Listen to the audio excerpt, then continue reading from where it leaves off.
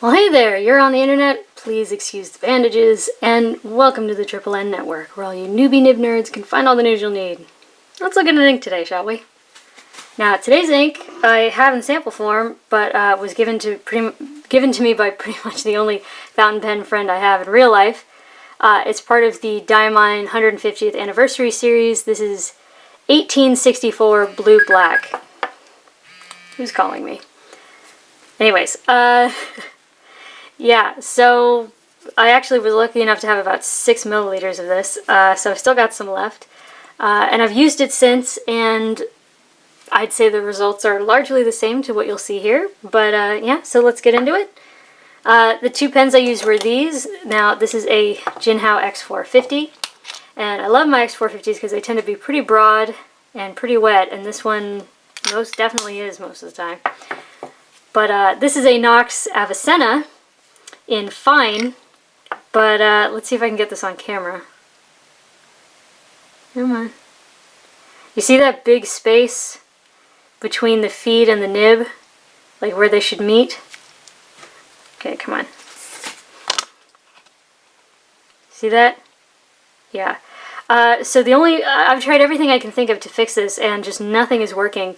So the only way to get ink to come out of the nib is for it to be very wet flowing. Luckily, for some reason, this pen is already really wet flowing, so it works. I can write with it. But that also means that when on the more economical papers, when I tend to use the smaller nib, to be fair, since this one's already pretty darn wet, it's not going to be as fair as it might have been. But yeah, so there you go. Those are the pens. Now, as you might be able to tell already, there's definitely some purple undertones, and it is a very dark blue-black. But yeah, so here's 1864 blue-black, and here's Private Reserve's ebony purple, which is pretty similar. Both very dark, near black, with hints of purple. And here's Private Reserve velvet black, which definitely has some hints of purple, but is darker, which makes sense because this is actually supposed to be a black ink. Here's Diamine Eclipse, which is not quite as dark, but does have those purpley undertones. So like the darker, or the lighter bits here do look like the darker bits here. And so I actually managed to pull about 15 different inks that were kind of similar to 1864 Blue Black, and I'm not kidding. When I was comparing them all side by side with this one really did look pretty similar. Yeah, so this is Blue Upon the Plains of Abraham for Wonder Pens in Canada. And this is, I love this ink, it's absolutely fabulous. It's a blue that has hints of purple, but not really. It's blue and red, or sort of like a pinky red. And they sort of sit on top of each other. But yeah, so there were just hints of this in this, and trust me, it made sense at the time. But yeah, so there's that. So let's check out the chromatography. Let's zoom in and try not to get motion sick. That'd be nice. So yeah, here we go. Now, the one on the left with the little D in the corner, that is the one that I let dry, which is not how you're supposed to do it, but I feel like it's taught me a good bit over the years. Now, I'm noticing that the camera is turning things a bit more on the blue side, so I'll correct that in post. If there's a problem with that, note here. But yeah, so in real life, this is actually kind of a strawberry ice cream pink all through here, and here too. And then up at the top, it turns into, like, you know, the purpley color we see over there. But anyways, so you can tell where that initial drop was put, but not super distinctly. And then we get this strawberry ice cream color. Then it goes up to purple. Here, in the dried version, it's largely the same. In fact, it's almost identical, except maybe the pink extends down a little bit, but yeah. So there's that. Alright, let's check out chemical tests. Oops. Or what I call chemical tests. Yeah, water really got it moving. Really. Bleach, 1/3 bleach, actually didn't. Not as much. It turned a lot of it blue and moved some components of it around, but didn't get rid of a ton of it. Now, ammonia pen flush did get it moving, but as you can see, it kind of started to affect the paper, and I had to sop it up. Same with hydrogen peroxide. That one really started to affect the paper. But as we might be able to see here, is it going to show up? The camera doesn't want to show it, but there's like a maroon red sheen around the parts where it is just absolutely wettest. So, yeah. Anyways, moving on. Paper test, top down in density, Clairefontaine 90 grams per square meter. Yep. This is it's an intensely dark blue-black. Now, my personal preference is I like my blue-blacks to be more noticeably blue-black, not black-blue or just straight black. I've seen a lot of blue-blacks that might as well just be a black ink. Those are not my preference. Some people really like them. This one, I don't know, it's just a little too dark for me personally, but it is a lovely color. It's a super dark purple. This would be office appropriate, you know, if they allow anything besides actual black. And even in some cases later on, we'll see that it almost turns black. And in fact, here in this fine Avicenna, since it's so wet, so it's putting down a lot of ink, and so it's not shading very much, and it's such a fine line, it almost does just look black. So that could be very business appropriate. But yeah, that wet fine took 19 seconds to dry. The fairly broad and wet JinHao took 26, and I just want to bring this in so you can see how dense the color is on those smears. So this is a very well saturated ink. Now we do get some shading, and as you'll see, we actually get more shading in the X450, and I think that's just because this fine Avicenna is just so wet. It's putting down so much ink that it doesn't have the opportunity to like pull more here rather than here, the way we can see like in this X450. Now, this is a mildly wet ink, I would say, because I know both those pens very well. This ink is like, it's a little on the wet side. I say it's a 5.5. Here we do get some shading, and I hope this shows up on camera. There we go. Can you see that? It's like almost a maroon, like a dark red sheen around the wettest parts, and actually it shows up in the writing as well, but since it's sort of in finer lines at the writing, I don't know if I'll be able to get it on camera as well as I can in the scrubby. But yeah, so there is sheen. So when I say no sheen down here, ignore that. So let's just do that. But yeah, there's no bleed, no feather, no spread, no echo, which is nice, but I mean, this is very dense paper. Now, let's check out the water test. Now, most Diamine inks are not known for their water resistance, so that's not very surprising. However, I think people forget that inks that are not water resistant, that dissolve very easily in water, are quite easy to clean out of your pens. And this ink was. I just flushed it with water. We were good. You know, no more or less, pretty much average. So yeah. Now, it did dye the page slightly blue.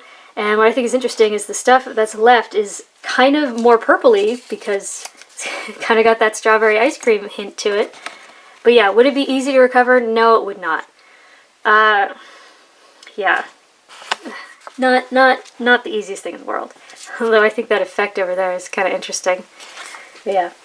Anyways, next up is Fabriano Eco Qua. It's an 85 gram per square meter paper. I really love it. It's probably my favorite to use. But yeah, again, on here, it's so dark and dense. Especially in this wet fine, it could almost be passable as just like a black ink. Especially because, I mean, there are plenty of, you know, let's call them more economical black inks that are not super, they're not very black. Parker Quink Black is sort of a dark gray. Old Mont Blanc Mystery Black tends to have some purple to it. In fact, that was one of the samples that I pulled. My Mont Blanc black ink from the 1990s, very similar. But yeah, anyways, that wet fine took 19 seconds to dry. That fairly broad and wet JinHao took 25. And again, we see some pretty dense color. And once again, just because ink is flying out of that fine, we don't see quite as much shading there as we do in the X450. Like here, the top of the C, top of the L, things like that. And here, oh yeah, we can see it in the writing. We've got more of that maroon sheen. And we get it in the fine as well, but again, it's a much finer line, so it's harder to get on camera. We most definitely get it in the scrubby. Yeah, so we've got this very nice purple color that almost turns into black, that's got this maroon sheen. It's a fun color combination, so if you enjoy all that, this would probably be a good ink to look into. And again, as I say down here, it's got good saturation. There's a lot of ink in this ink. Yeah, no bleed, no feather, no spread. I say maybe there's some echo in the scrubby, but I mean, that was me laying it on pretty thick. And actually, now that I'm seeing it, well, you know, it's always a personal thing. You know, how sensitive are you? I consider myself sensitive, and that wouldn't bother me, but again, this is pretty dense paper still. Now, camera, calm down. Again, I think that effect is kind of interesting. But yeah, anyways, the writing, yeah, that does not say water test. That is Latin. Ignore it. Yeah, but the blue, you can see that it actually dyed the page sort of like a soft, almost like a robin's egg blue. What's left behind is most distinctly more purple. And I think, again, that's because of sort of the strawberry ice cream undertones. Now, next up is Rhodia, 80 grams per square meter. And yeah, it's kind of more of the same. That wet fine took 17 seconds. Oh, dog's really angry. The X450 took 23. Again, we have sort of that maroon sheen in the wettest parts. We have much more noticeable shading in the X450. Yeah, it's well saturated. There's no bleed, no feather, no spread. I don't think there's any echo, but that might be because the lines from the quadrilateral are helping, but you'd have to be super sensitive to that. And I do consider myself pretty sensitive. But yeah, again, water test. Dyed the page blue, and what remains, there's not a lot of it, but what is definitely hints at purple. That would not be easy to recover. Now, next up is Tomoe River paper. It's known for drawing out shading and sheen and dry times and echo, and I'd say we got that across the board. That wet fine took 23 seconds. The broad and wet JinHao took 30, came in just under the wire. Usually I stop counting at 30. But again, we have this very dense color, like you can see in the smear. That is intense color. And once again, we have more noticeable shading in that X450 because that wet Avicenna and fine, it's just spewing ink, so it's harder to see. But yeah, here we definitely have sheen, and it most certainly comes out in a halo effect around the wettest parts, but I really wish I could get this on camera because it is around all of the writing. Like there, you can see it in boxing, even in the fine. It is like you get this maroon sheen like a little bit everywhere, which is actually a very nice effect. Now, because of the way this paper works and it makes ink pool, particularly with this fine nib where it's just spewing ink, it becomes so dense that it almost just starts to look black. So, something to keep in mind. But yeah, here where it's a bit thinner in the scrubby with the X450, you do get more of that purple undertone. And because it's Tomoe River, it doesn't bleed, doesn't feather, doesn't spread. But since this is a very dark ink and this is very thin paper, we do get some echo. So if you're very sensitive to that, keep that in mind, especially if you have a very wet nib that will put down a lot of ink, therefore making it dark, or a very broad nib, which will put down a broader line. Something to keep in mind. Now, this paper loves to letting slide away when you add more water. And it kind of did. That's pretty gone. It did dye the page a little bit. Again, it is that blue. And, could go with the scribendi. But yeah, we literally have like maybe a third or half of each letter. So that would not be the easiest thing in the world to recover. Now, we've reached the point where we're on the economical papers. So I usually turn to the more fine of the two pens, but since this one's really wet, it's not going to be taking it easy. So, yeah, here we go. This is 20-pound copier paper, and actually this is probably the worst paper I've ever encountered, and please take my word for it. That is really, really saying something. But yeah, so let's look at this spread, because it's intense. So here it is on the Tomoe River, where there's no spread, and here it is in this awful 20-pound. I mean, it's intense. There's a lot of spread, which is something that this paper does. And honestly, since this paper is so awful, I can all but guarantee you have something better than this. And again, this may be a fine nib, but it is a very wet fine nib, and this ink is saturated and slightly wet all on its own. So, but yeah, here I say could be mistaken for a black ink, but I don't know, it is still kind of purpley, but a very dark purple. So if somebody wasn't paying attention, if there wasn't something like blue right next to it or something, I don't know, or I should say black, because like you put something and you're like, oh no, that's not black at all, that's purple. But then you put something blue next to it and you're like, oh yeah, no, that could be black. But anyways, it took 2 seconds to dry. We do have feathering, which is unfortunate. We have lots of spread. We have this sort of woolly texture where it's not feathering. And then we have this, which we can essentially read from the back and actually rendered onto the page below in several places, as you can probably guess, because of just how dark it is in spots. It's a mess. Now, can you see that? Can you see where there's actual, like, a pillowing, like, of the paper? This paper absolutely freaked out during this water test. And so did the writing. Now that does say water test this time. And that's a mess. That would be the opposite of fun to recover. I'm assuming, I don't know, you could have hobbies, I don't. Yeah, so here's Mead. And this is the type of Mead you'd find in a spiral notebook, not the kind you'd find in a lab notebook. The lab notebooks tend to have a paper in them that's, it's more like newsprint. This stuff, at least mine, has been feathering intensely. So you'll see feathering on here, and I don't know how much of that has to do with this particular paper being especially susceptible to it, and how much is the ink. Obviously, it's a combination of the two in some regard, but just something to keep in mind. Like here in Yeah, we get feathering. So we do get some feathering. It is something that happens, but yeah, it took 2.5 seconds to dry on here. Here, it is a very dark purple. If you were not paying attention, you know, or somebody who isn't as attuned to the subtleties of ink color, they probably would just be like, oh yeah, that's black ink. But yeah, there's no shading at all on these more absorbent papers. And I was actually impressed with how well this did, because as you can see, with the exception of the things like the dots in multi, or vocati, or electi, or, you know, at the end of this exclamation point, the dots tend to really want to come through. But for the most part, do you see how light and hazy this is? So can you read it from the other side? Yes. Would it make it kind of uncomfortable to write on both sides? Yes. But did it get anywhere near to getting onto the page below? No, not at all. So at least there's that. But there's this water test. It's just a disaster. This is like a furry cactus monster.